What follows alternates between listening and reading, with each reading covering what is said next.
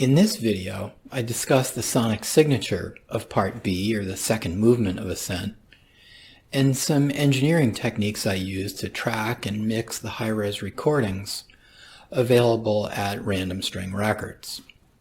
By sonic signature, I mean the unique sounds created through choice of technique, tone, and psychoacoustics specific to the recording.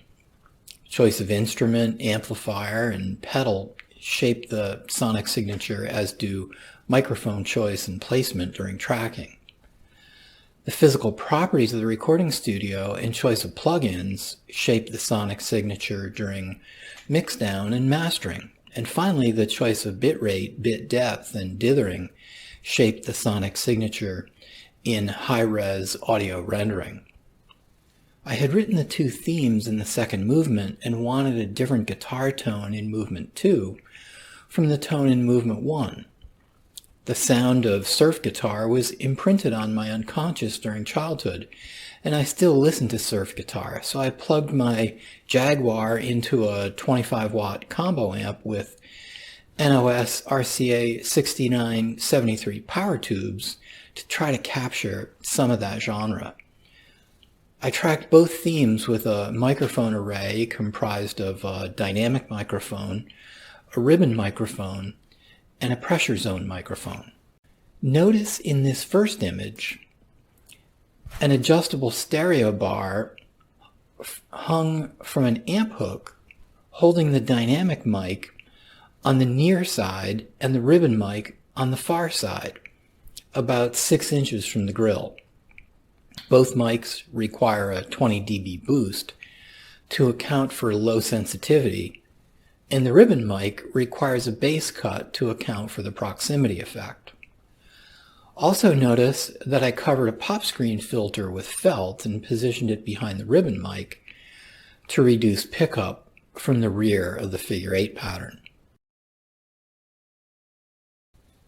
This next image shows the pressure zone microphone taped to the wall behind the combo amp. Pressure zone microphones work by sensing the sound reflected from the surface to which they're attached and surfaces within close proximity. Notice this pressure zone mic is in a corner of the room. This is called a trihedral configuration, and the capsule gets additional gain from the adjacent surface of the corner. See the link below for background on pressure zone mics. Reading from top down, this screenshot shows the waveforms of the dynamic, ribbon, and pressure zone mics. Notice the level of the pressure zone mic is significantly lower than the dynamic and ribbon mics.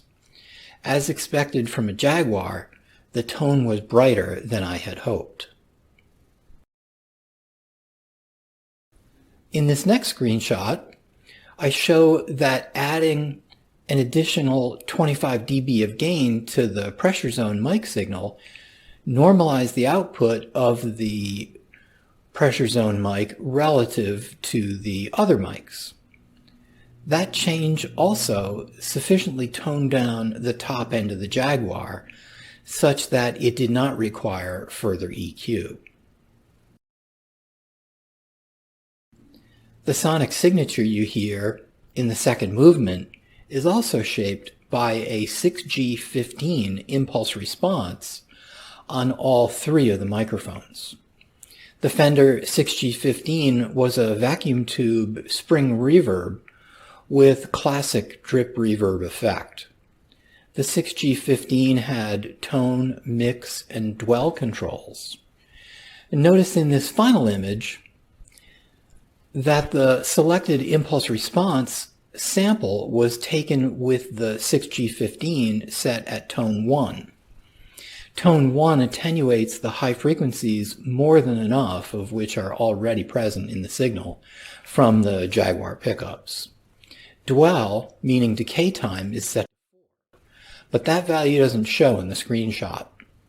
Notice also that the dry-wet ratio is very low at 6 of 100, but there's still plenty of reverb.